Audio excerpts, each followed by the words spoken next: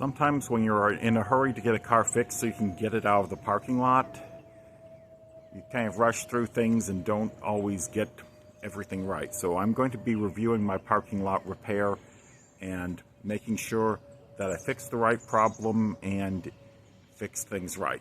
First question, is this module firmly in contact with the fender for proper heat sinking?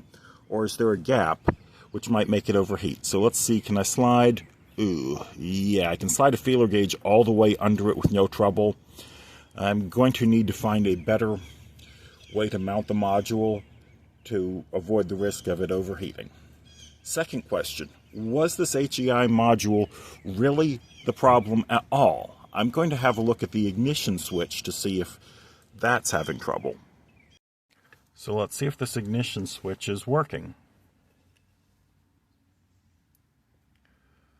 That's not right. Should be pretty much 1 ohm, and it's bouncing around. Well, I have a spare junkyard ignition switch. I don't know what shape it is. For all I know, it could have been the part that put the car in the junkyard. But I'll demonstrate how to get the lock cylinder out before I order a new ignition switch from Rock Auto.